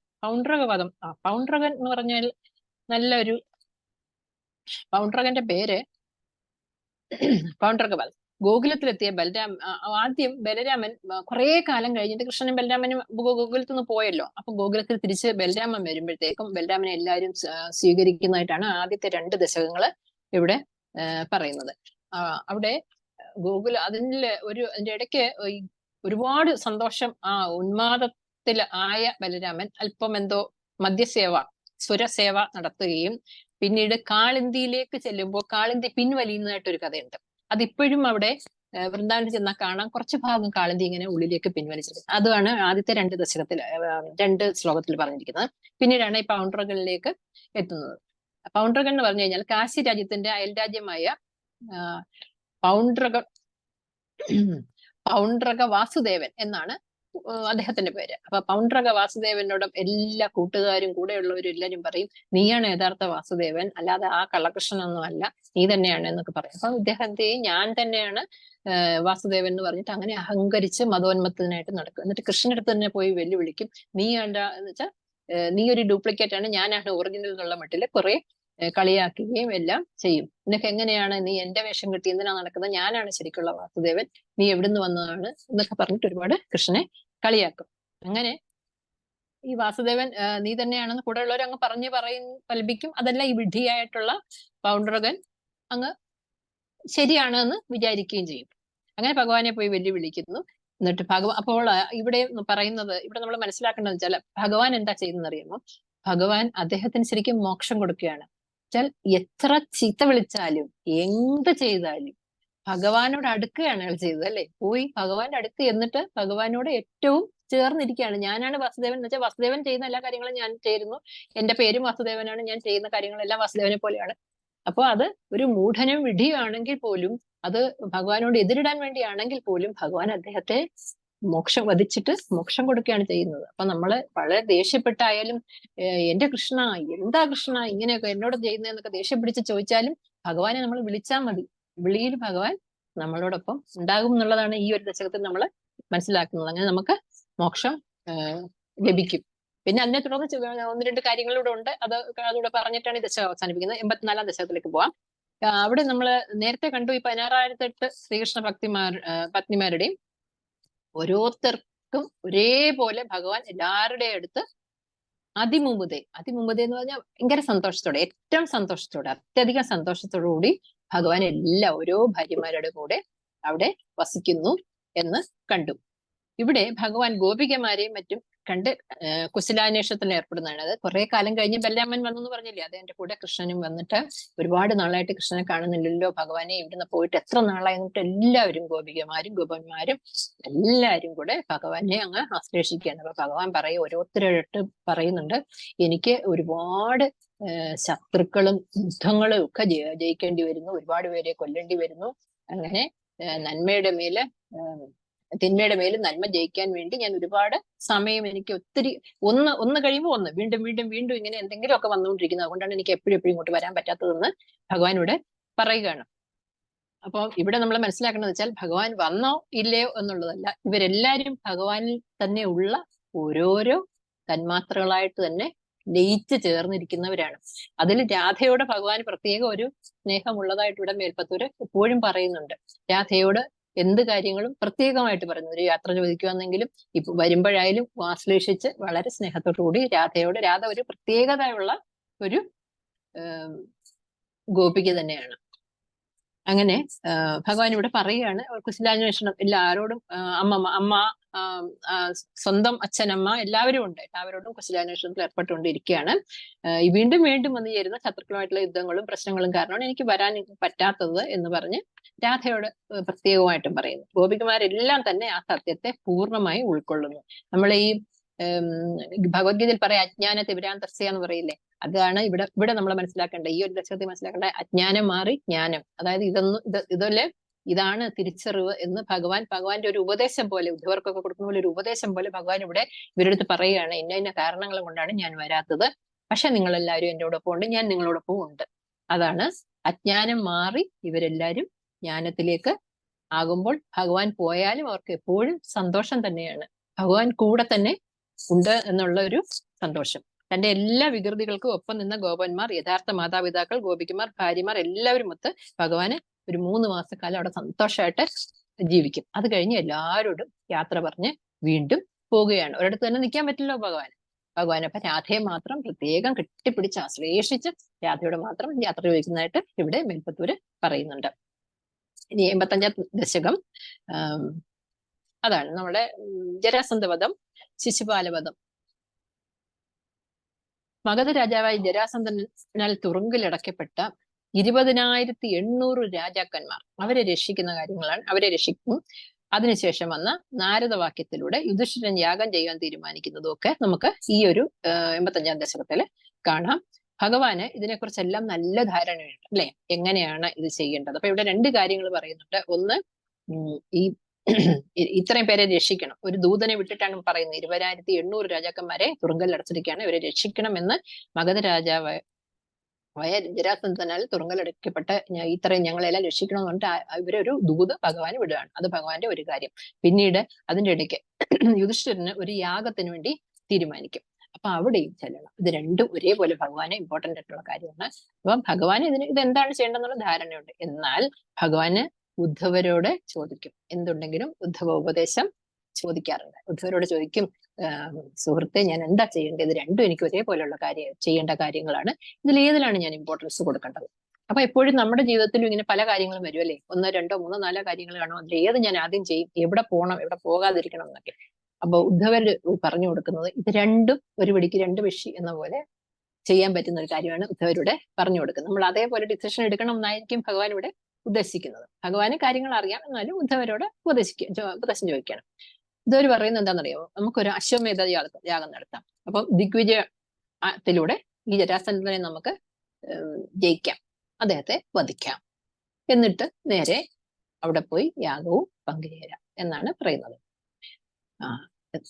അപ്പം യുധിഷ്ഠിരന്റെ യാഗത്തില് പങ്കുചേർന്നില്ല എന്ന് ഉള്ള പരാതിയും തീരും, ജരാസന്ധനെ വധിക്കണം എന്നുള്ള കർമ്മവും കഴിയും. അപ്രകാരം ജരാസന്ധനെ വധിക്കുകയാണ് ചെയ്യുന്നത്. പിന്നീട് ചേതി രാജാവായ ശിശുപാലൻ എപ്പോഴും ഭഗവാനെ, പൗണ്ഡ്രക വാസുദേവന്റെ കാര്യം പറഞ്ഞാൽ ഭഗവാനെ വെറുതെ കളിയാക്കിക്കൊണ്ടിരിക്കും. ഈ ഒരു യാഗത്തിന് ചെല്ലുമ്പോഴത്തേക്കും ചേതി രാജാവ് ശിശുപാലൻ ചോദിക്കും, ഇയാളെ ആരാണ് ഇവിടെ വിളിച്ചിരിക്കുന്നത്? ഇത് കാലി മേച്ച് നടക്കുന്ന ചെക്കനല്ലേ? ഇത് എങ്ങനെ ഒരു രാജാവായി എന്ന് പറഞ്ഞിട്ട് ഇദ്ദേഹത്തിന് ഇവിടെ ആരാ? ഇദ്ദേഹം ഒന്നുമല്ല, വളരെ മോശമായ വാക്കുകളിലൂടെ എന്തിനാ ഇവിടെ വിളിച്ചതെന്നൊക്കെ ചോദിച്ചിട്ട് വളരെ കൂട്ടുകാർ ഒത്ത് പൊട്ടിച്ചിരിച്ച് കളിയാക്കുകയും അങ്ങനെ ഭഗവാന് ശിശുപാലനെ വധിക്കേണ്ട ശിശുപാലന് പോകാനുള്ള സമയമായി.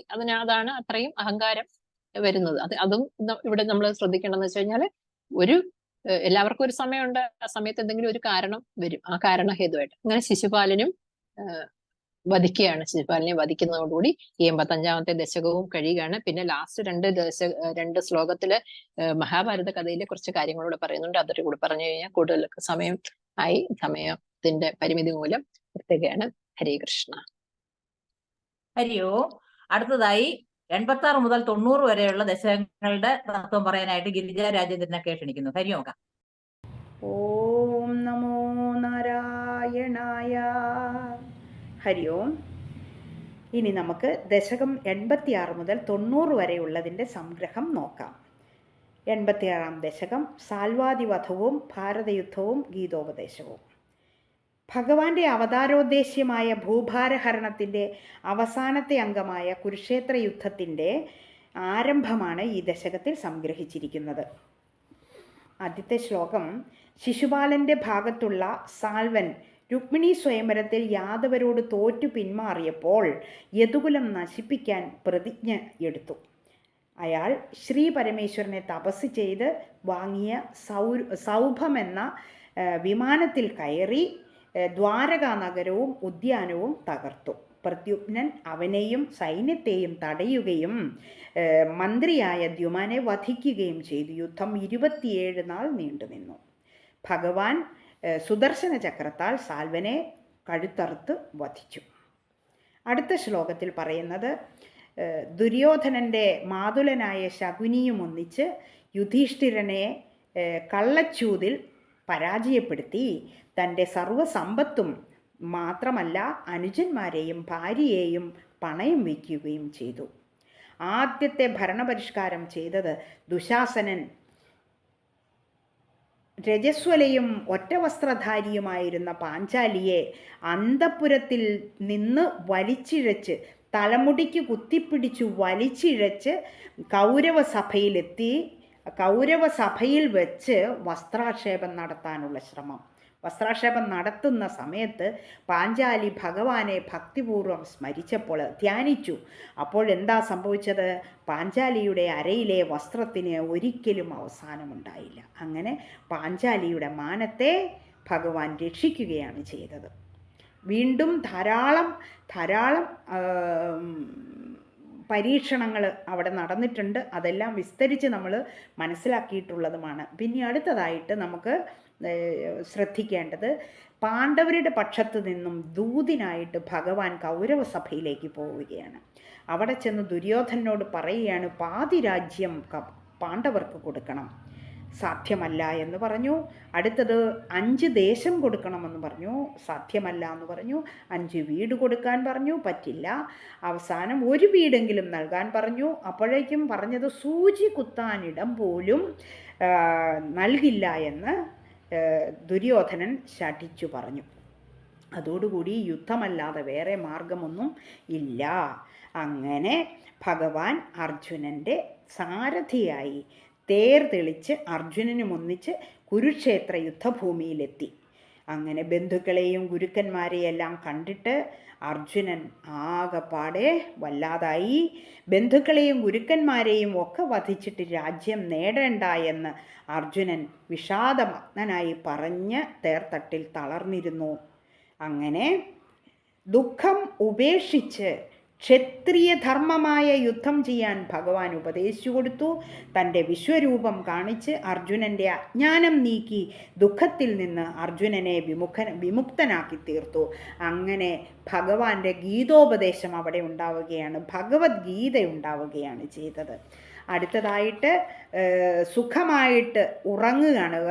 യുദ്ധമെല്ലാം കഴിഞ്ഞ് സുഷുപ്തിയിൽ കിടക്കുന്ന പാഞ്ചാലി പുത്രന്മാരെയും ദൃഷ്ടദ്യുമ്നനെയും ദ്രോണപുത്രനായ അശ്വത്ഥാമാവ് വധിക്കുകയാണ്. എന്നിട്ട് ബ്രഹ്മാസ്ത്രമെയ്ത് ഉത്തരയുടെ ഗർഭത്തിലെ കുട്ടിയെ വധിക്കാനുള്ള ശ്രമത്തിൽ ഭഗവാൻ തടഞ്ഞു. അങ്ങനെ ഉത്തരയുടെ ഗർഭത്തിലുള്ള കുട്ടിയെ രക്ഷിച്ചു. വീണ്ടും പാണ്ഡവ വംശത്തിൻ്റെ നാശത്തിനായി അശ്വത്ഥാമാവ് ബ്രഹ്മാസ്ത്രം അതെല്ലാം ചെയ്തപ്പോൾ കുപിതനായ അർജുനൻ അശ്വത്ഥാമാവിൻ്റെ ശിരസിലിരുന്ന ശിരോരത്നം ചൂഴ്ന്നെടുത്തു. തുടർന്ന് ഭഗവാൻ ചക്രായുധത്തോടുകൂടി സൂക്ഷ്മാകാരനായി ഉത്തരയുടെ ഗർഭത്തിലെ കുട്ടിയെ രക്ഷിക്കുകയാണ് ചെയ്തത്. ഇങ്ങനെ ശരശയ്യയിൽ കിടക്കുന്ന ഭീഷ്മർ ധർമ്മപുത്രക്ക് ധർമ്മം ഉപദേശിച്ചു കൊടുക്കുന്നു.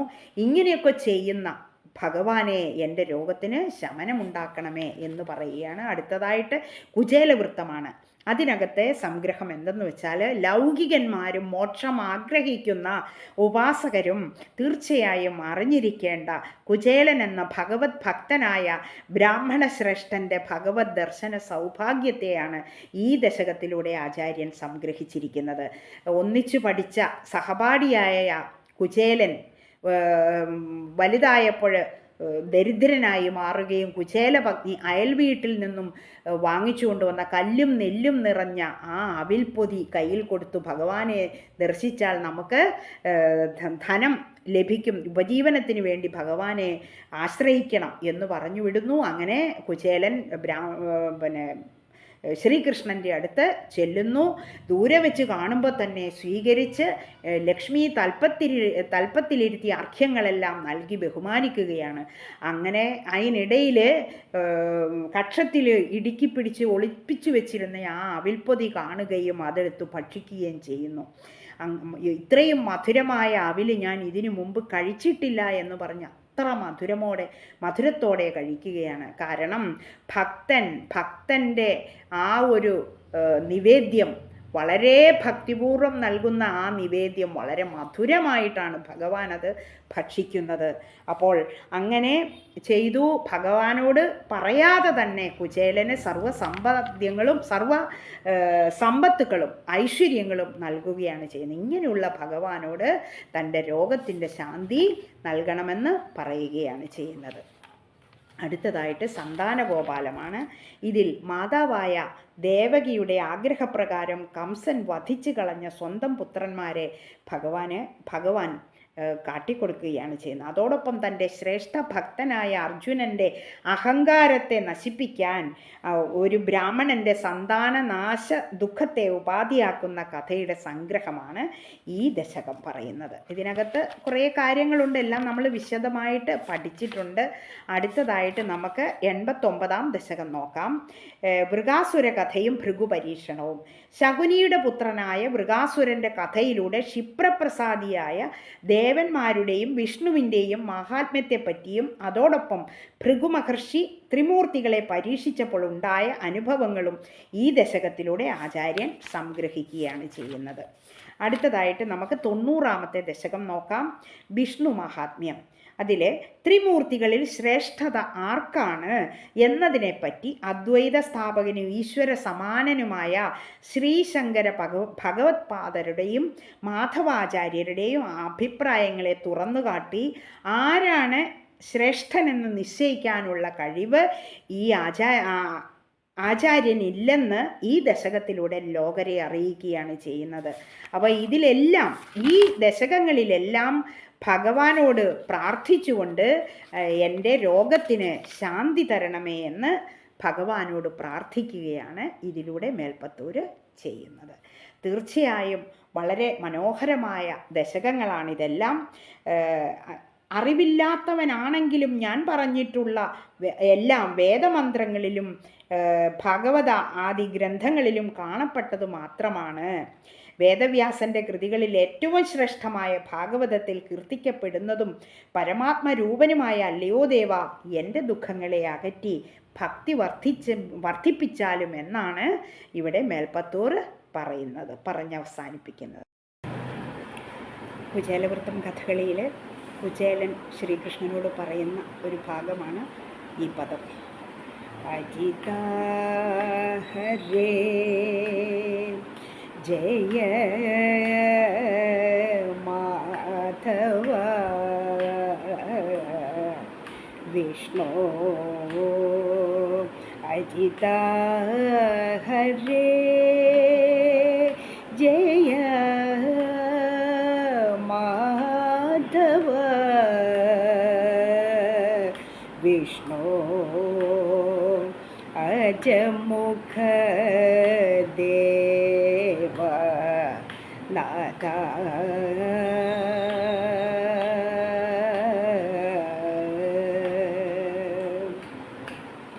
വിജയ സാരഥേ സാധു ദ്വിജനൊന്നു പറയുന്നു സുജന സംഗമ മേറ്റം സുകൃത നിവഹ സുലഭമദനു നിയതം പല ദിനമായി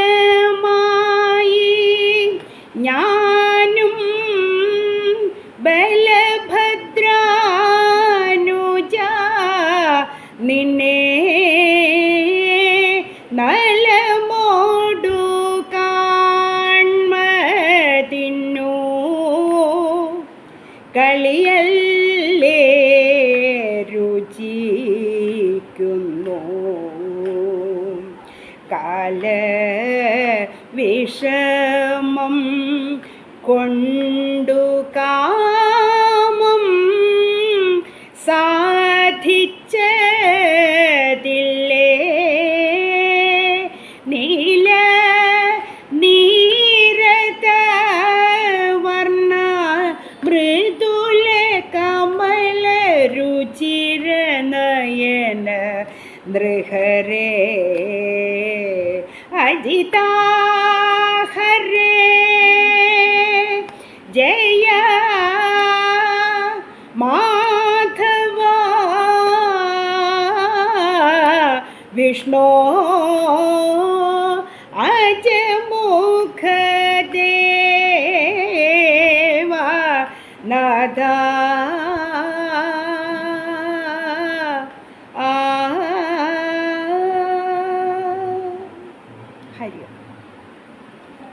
അടുത്തായിട്ട് പ്രീജിതാക്കയാണ് 91 മുതൽ 95 വരെ.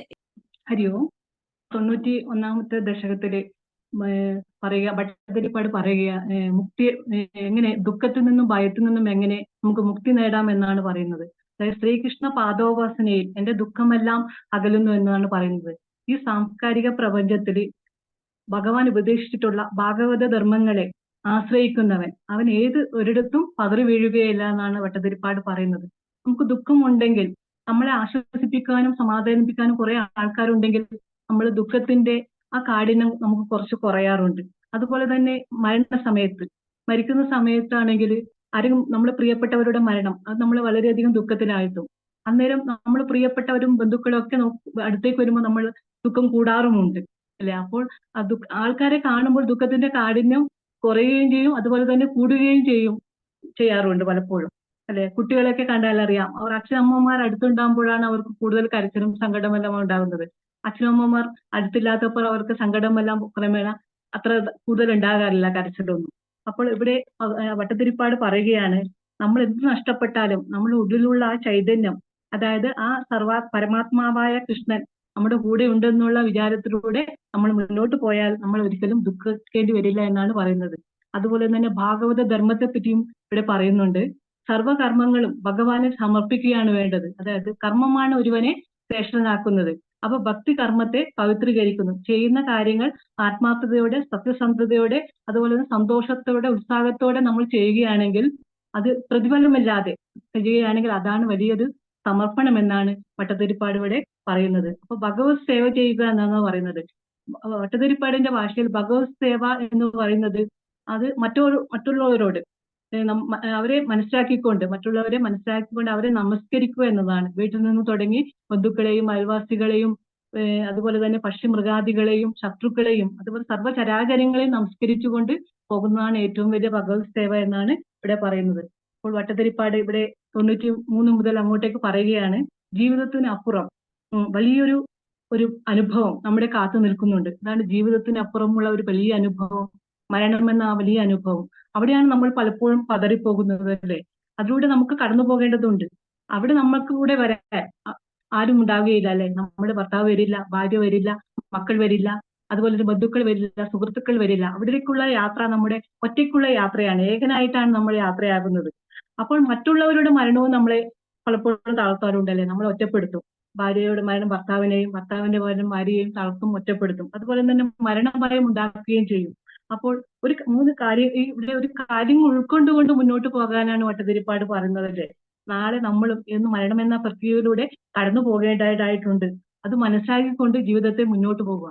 പലപ്പോഴും പല ചിന്തകളാണ് നമുക്ക് പ്രശ്നങ്ങൾ ഉണ്ടാക്കുന്നത് അല്ലെ. നമ്മുടെ ശാന്തതയെ നശിപ്പിക്കുന്നത്. പ്രസവിച്ച കുട്ടികളെ നോക്കിക്കാണുക, അവർക്ക് വരുന്ന ശാന്തതയാണ്. അവർക്ക് ചിന്തകളില്ല. അപ്പോൾ ചിന്തകളാണ് പലപ്പോഴും പ്രശ്നങ്ങൾ ഉണ്ടാക്കുന്നത് അല്ലെ. രോഗങ്ങളെല്ലാം നമ്മളെ താഴ്ത്തുന്നത് പലപ്പോഴും ആ രോഗങ്ങളെ കുറിച്ചുള്ള ചിന്തകളാണ്. അപ്പോൾ ഒരു ക്യാൻസർ ആവുന്ന ഒരു വ്യക്തിയോട് ആ രോഗം ഇന്ന് ക്യാൻസർ ഉണ്ട് എന്നറിയുമ്പോഴാണ് അയാൾ തളരുന്നത്. അല്ലാത്തടത്തോളം അയാൾക്ക് പ്രശ്നമേ ഉണ്ടാകുന്നില്ല അല്ലെ. ജീവിതത്തിൽ കുറിച്ചുള്ള ഒരു വ്യക്തമായ കാഴ്ചപ്പാടിലൂടെ നമ്മൾ മുന്നോട്ട് പോകണം. നമ്മൾ നമ്മുടെ ജീവിതത്തിൽ യാത്രയിൽ ജനനം, ജീവിതം, മരണം, ആ യാത്രയിൽ 3 സ്റ്റേജിലൂടെ നമ്മൾ കടന്നു പോകേണ്ടതുണ്ടായിരുന്നു. അതായത് ആദ്യത്തെ സ്റ്റേജിൽ അച്ഛനമ്മമാരെ ഡിപ്പെൻഡ് ചെയ്തുകൊണ്ട് ജീവിക്കുന്നു. പിന്നീട് രണ്ടാമത്തെ സ്റ്റേജിൽ ഭർത്താവ്, മക്കൾ ഇവരെ ഡിപ്പെൻഡ് ചെയ്യുന്നു. മൂന്നാമത് മരണത്തിനെ അഭിമുഖീകരിക്കുന്നു അല്ലെ. ജീവിതം മരണത്തെ അഭിമുഖീകരിക്കുന്നതിന് മുമ്പ് തന്നെ ജീവിതം അഭിമുഖീകരിക്കാൻ പോകുമ്പോൾ ശരീരം മരണത്തിന് തയ്യാറാകുന്നതിന് മുമ്പ് തന്നെ മനസ്സിനെ അതിന് തയ്യാറാക്കി വെറുക്കണം. അതായത് മറ്റുള്ള ബന്ധുക്കളിൽ നിന്ന് മനസ്സിനെ ആ ബന്ധത്തിൽ നിന്ന് മനസ്സിനെ വേർതിരിച്ചു കൊണ്ടുപോകണം. എന്നാൽ മാത്രമേ നമുക്ക് ആ ഒരു നല്ലൊരു മരണം അല്ലെ, ആ ഈശ്വരനിലേക്ക് അർപ്പിച്ചുകൊണ്ടുള്ള ഒരു മരണം, അതാണ് ഇവിടെ ഉദ്ദേശിക്കുന്നത് അല്ലെ. നമ്മൾ പലപ്പോഴും ഈശ്വര വിചാരം ഇല്ലാത്തവർക്ക് ഏകാന്തത എപ്പോഴും ഒരു ബോറാണ് അല്ലെ. ഇന്ന് നമ്മൾ നെഗറ്റീവായി ചിന്തിച്ചാൽ നാളെ നമ്മുടെ വ്യക്തിത്വവും നെഗറ്റീവായി മാറും. ഇന്ന് പോസിറ്റീവായി ചിന്തിച്ചാൽ നാളെ നമ്മുടെ വ്യക്തിത്വവും പോസിറ്റീവായിട്ട് മാറുകയാണ് ചെയ്യുന്നത്. പിന്നെ ഇവിടെ 94-95 ശ്ലോകങ്ങളിൽ ദശകങ്ങളിൽ ഭട്ടതിരി പറയുകയാണ് എന്തൊക്കെയാണ് ഭക്തി ഉണ്ടാക്കാൻ എന്തൊക്കെയാണ് വേണ്ടത് എന്നല്ലേ. സത്സംഗങ്ങളിൽ പോയി ജീവിതത്തെ സന്തോഷമായി നയിക്കുക, നിഷ്കാമ കർമ്മം ചെയ്യുക, എന്നാലാണ് ഭക്തി ഉണ്ടാകുന്നത് അല്ലെ. സദ്ഗുണമുള്ളവർക്ക് ഈശ്വര സാന്നിധ്യം കൂടുന്നു. അതുപോലെ തന്നെ തപോഗുണക്കാർക്കും രജോ ഗുണക്കാർക്കും അതിന്റെ കുറച്ച് കുറവാണ് ഉണ്ടാകുന്നത് അല്ലെ. അപ്പോൾ നമ്മൾക്ക് 3 സംസ്കാരങ്ങളിലൂടെ നമ്മൾ കടന്നു പോകേണ്ടതുണ്ട് നമ്മുടെ ജീവിതത്തിൽ. ഒന്ന് പൂർവ്വജന്മ സംസ്കാരങ്ങൾ, നമ്മൾ ജനിച്ചപ്പോൾ കൊണ്ടുവന്ന സംസ്കാരങ്ങൾ, പാരമ്പര്യമായി കിട്ടിയ ആ സംസ്കാരങ്ങൾ. രണ്ടാമത്തത് അച്ഛനമ്മമാരിൽ നിന്ന് കിട്ടിയത്, സമൂഹത്തിൽ നിന്ന് കിട്ടിയ സംസ്കാരങ്ങൾ. മൂന്നാമത്തെ നമ്മൾ കണ്ടു മനസ്സിലാക്കിയ സംസ്കാരങ്ങൾ. പക്ഷെ ഈ 3 സംസ്കാരങ്ങളിലും നമ്മൾക്ക് ലൗകികമായ ഒരു ആകർഷണമാണ് നമ്മൾക്ക് ഉണ്ടാകുന്നത്. ആത്മീയമായ ആകർഷണം ഉണ്ടാകാറില്ല.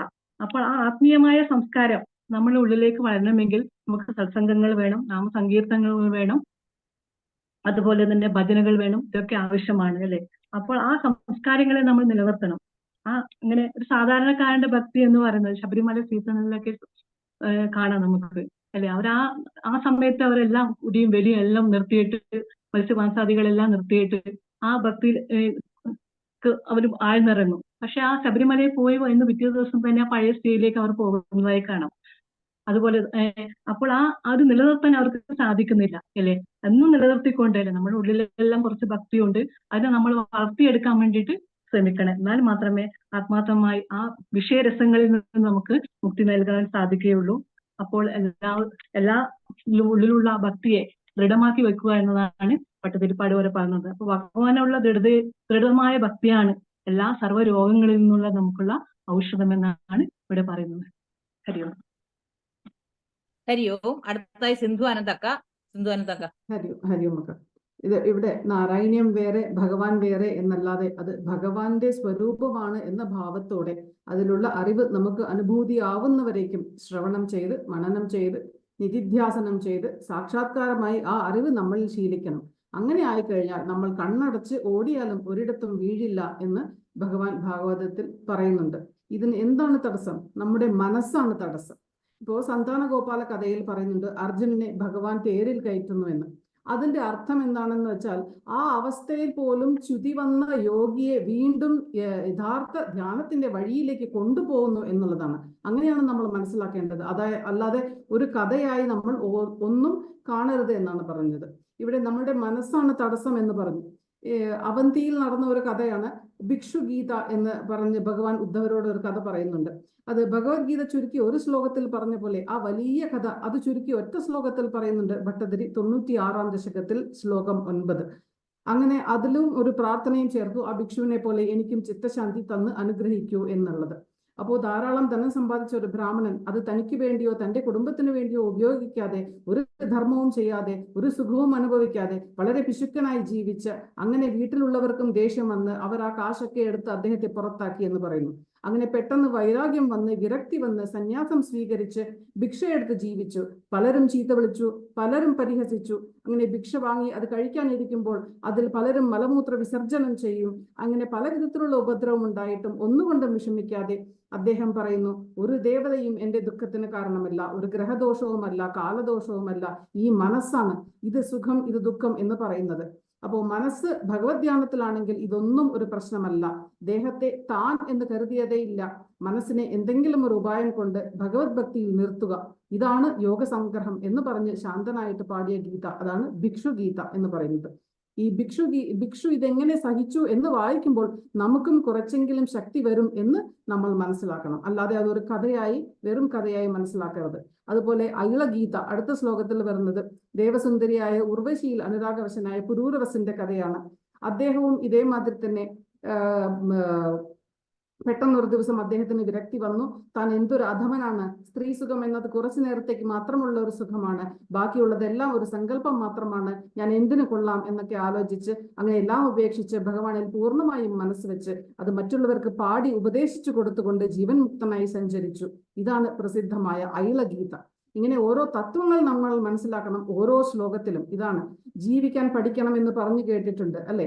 പക്ഷെ ഒരു പ്രഭാഷണത്തിൽ ഒരു ആചാര്യൻ പറഞ്ഞത് നന്നായി മരിക്കാൻ പഠിക്കണം എന്നാണ്. അതെങ്ങനെ? ഈ ശരീരത്തിന് എങ്ങനെ ഒരു ഞെട്ടിൽ നിന്ന് പഴുത്ത പഴം പോലെ വിട്ടുപോവുക. മൃത്യുഞ്ജയ മന്ത്രവും ഇത് തന്നെയാണ് നമ്മൾക്ക് പറഞ്ഞു തരുന്നത്. മിഥ്യാവിചാരം കൊണ്ട് ഈ ജന്മത്തെ പാഴാക്കരുത്. അതുകൊണ്ട് അത്യാവശ്യ കാര്യങ്ങളിൽ അല്ലാതെ മനസ്സിന്റെ വൃത്തിയെ ചലിപ്പിക്കരുത്. വേണ്ടത് മാത്രം പറയുക, കേൾക്കുക, ചെയ്യുക. അങ്ങനെ നിരന്തര സമർപ്പണം അല്ലെങ്കിൽ സ്മരണ കൊണ്ട് ഭഗവാനിൽ നമ്മളെ ഉറപ്പിച്ച് കൊണ്ടുവന്ന് ഈ ക്രിയ എന്താണോ അതാണ് വാസ്തവത്തിൽ സുദർശന ക്രിയ. അല്ലാതെ ഒരു സർട്ടിഫിക്കറ്റ് കോഴ്സ് ഒന്നും അല്ല അത്. സകല സംശയങ്ങളും ഇല്ലാതെ ആവുന്ന ഒരു പ്രദേശം, ഒരു കുണ്ഠതകളും ഇല്ലാത്ത വികുണ്ഠമായ ഒരു പ്രദേശം, അതാണ് വൈകുണ്ഠം. അത് വേറെ ഒരു ലോകമല്ല, നമ്മുടെ മനസ്സ് തന്നെയാണ്. ബ്രഹ്മാനന്ദത്തിന്റെ അവസ്ഥയാണ് വൈകുണ്ഠം എന്നാണ് പറയുന്നത്. പിന്നെ മുക്തി എന്ന് പറയുന്നത് ഹൃദയസ്ഥനായ ഭഗവാനെ അറിയുന്നതാണ്. തന്നിൽ നിന്നും അന്യമായിട്ടുള്ളതിനെ ഒക്കെ വിട്ടുകഴിഞ്ഞ് താനായി ഇരിക്കുന്നതാണ് മുക്തി. തന്റെ യഥാർത്ഥ സ്വരൂപം അറിഞ്ഞ് ഇരിക്കുന്നതാണ് മുക്തി എന്ന് പറയുന്നു. ചണ്ടാളനിലും ബ്രാഹ്മണനിലും ഈശ്വരൻ തന്നെയാണ്. ഈശ്വരൻ തന്നെ സർവവും എന്ന ഭാവം നമുക്ക് വരണം. ഇതാണ് 97-ാം ദശകത്തിന്റെ ആദ്യ ഭാഗം. ഈ സമത്വം ഉണ്ടാവുന്നത് വരെ പൂജാദികളൊക്കെ ചെയ്യണം. എല്ലാറ്റിനെയും ഈശ്വരനായി കാണാൻ സാധിക്കുന്നുണ്ടോ? അങ്ങനെ സാധിച്ചാൽ പിന്നെ ഒരു പൂജയും ചെയ്യേണ്ട ആവശ്യമില്ല. ഈ സമത്വ ചിന്ത, അതാണ് വേദാന്തത്തിന്റെ അടിസ്ഥാനം. പിന്നെ പറയുന്നത് മാർക്കണ്ഡേയന്റെ കഥയാണ്. അത് നമുക്ക് എല്ലാവർക്കും അറിയാം. പ്രളയത്തെ അനുഭവിപ്പിച്ചു കൊടുത്തു, വിരക്തി ഉണ്ടാക്കി കൊടുത്തു. അത് വായിക്കുമ്പോൾ തന്നെ മാർക്കണ്ഡേയനിലൂടെ നമുക്കും ആ പ്രളയം അനുഭവപ്പെടണം, അതിനെ ധ്യാനിക്കണം. അതാണ് വേണ്ടത്. അല്ലാതെ നമ്മൾ അതും വെറും ഒരു കഥയായി നമ്മൾ കാണരുത്. പെട്ടെന്ന് ഒരു മർദ്ദക കല്ല് പോലെ ഒരു ദിവ്യ ശിശുവിനെ കണ്ടു, വട്ടപത്രശായിയായി ദർശനം കൊടുത്തു. മനസ്സും ബുദ്ധിയുമാണ് എല്ലാറ്റിന്റെയും അടിസ്ഥാനം എന്നും ബുദ്ധിക്ക് എപ്പോഴും അറിവ് വേണം എന്നും മനസ്സിന് സന്തോഷം വേണമെന്നും അദ്ദേഹം നമ്മൾക്ക് കാണിച്ചു തരുന്നു. സന്തോഷം മാർക്കണ്ഡേയന് വേണ്ടത്ര ഉണ്ട്, പക്ഷെ ഭഗവാനെ ദർശിക്കുകയും ചെയ്തു. പക്ഷെ അറിവിൽ എന്തോ ഒരു കുറവ്, അതുകൊണ്ടാണ് പ്രളയം കാണണം എന്ന് പറഞ്ഞത്. നമ്മൾ വെറും ഒരു ടൂൾ മാത്രമാണ് എന്ന് തുടങ്ങിയ പല തത്വങ്ങളും ഇവിടെ കാണിച്ചു തരുന്നുണ്ട്. ഒരു ചുരുങ്ങിയ സമയത്തിനുള്ളിൽ എല്ലാം കാണിച്ചു കൊടുത്തു. പക്ഷെ മാർക്കണ്ഡേയനെ സംബന്ധിച്ചിടത്തോളം എത്രയോ മന്വന്തരങ്ങൾ ആ ജലത്തിൽ കിടന്ന അവസ്ഥയായിരുന്നു. അത് ഏതാനും നിമിഷങ്ങൾ മാത്രമായിരുന്നു ശരിക്കും എന്നാണ് പറഞ്ഞത്. ഇപ്പൊ നമ്മൾ ഇന്നലെ വളരെ വേഗം സമയം പോയി, ഇന്ന് സമയം പോകുന്നതേ ഇല്ല എന്ന് പറയാറുണ്ട്. ഇതാണ് മായയുടെ രഹസ്യം. പ്രളയത്തിന് സമാനമായ ഒരു അനുഭവം അദ്ദേഹത്തിന് ഉണ്ടാക്കി കൊടുത്തു. പിന്നെ 98-ൽ ആരാണ് ഈശ്വരൻ, ഭഗവാന്റെ നിഷ്കള ബ്രഹ്മരൂപം എന്താണ് എന്ന് പറയുന്നുണ്ട്.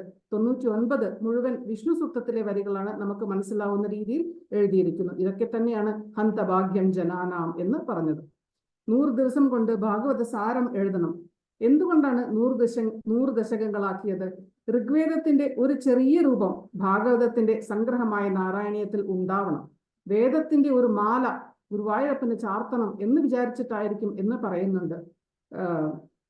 അങ്ങനെ ഏറ്റവും സന്തുഷ്ടനായി തീർന്ന ഗുരുവായൂരപ്പൻ തന്റെ ദിവ്യ കോമള സ്വരൂപം ആ പുണ്യാത്മാവിന് പ്രത്യക്ഷമാക്കി കൊടുത്തു. ആ അത്ഭുത ദർശനം കൊണ്ട് സർവ്വരോഗങ്ങളിൽ നിന്നും അത്യന്ത വിമുക്തനായി തീർന്ന ആ ഭക്ത മഹാകവി താൻ ദർശിച്ച ഭഗത് സ്വരൂപത്തെ നിത്യം മറ്റു ഭക്തന്മാർക്കും ധ്യാനിക്കുവാൻ വേണ്ടി ആ ഭഗവാന്റെ കേശാദിപാദം ഭക്ത്യാനന്ദ ലഹരിയിൽ മുഴുകിക്കൊണ്ട് വർണ്ണിച്ച് സ്തോത്രം ഉപസംഹരിക്കുകയാണ് ഈ ദശകത്തിൽ. ഇങ്ങനെ ഓരോ സത്സംഗം മുന്നോട്ട് കൊണ്ടുപോകാൻ ഭഗവാൻ ശക്തി നൽകട്ടെ. നാരായണീയ മഹായജ്ഞത്തിന്റെ സമർപ്പണം ഗുരുവായൂരിൽ ഭംഗിയായി നടക്കട്ടെ എന്ന് നമുക്ക് ഓരോരുത്തർക്കും പ്രാർത്ഥിക്കാം. കൂടല്ലൂർ കുഞ്ഞിക്കാവ് തമ്പുരാനെ ഒക്കെ പോലെ ഭാഗവതം പറഞ്ഞുകൊണ്ടിരിക്കുമ്പോൾ നാരായണീയം മനസ്സിലേക്ക് എടുക്കുമ്പോൾ ഇതാ നിൽക്കുന്നു എന്ന് പറഞ്ഞ് ചാടി എണീറ്റ് നമസ്കരിക്കാനുള്ള ഭാഗ്യം നമുക്ക് ഓരോരുത്തർക്കും ഗുരുവായൂരപ്പൻ തരുന്ന ഒരു കാലം വിദൂരമല്ല എന്ന് പ്രതീക്ഷിക്കാം. സർവത്ര ഗോവിന്ദനാമ സങ്കീർത്തനം. ഗോവിന്ദ ഗോവിന്ദ. കായേന വാചാ മനസേന്ദ്രിയേർവാ ബുദ്ധ്യാത്മനാ വാ പ്രകൃതേ സ്വഭാവാത് കരോമി യത് സകലം പരസ്മൈ നാരായണായേതി സമർപ്പയാമി. ഹരി ഓം.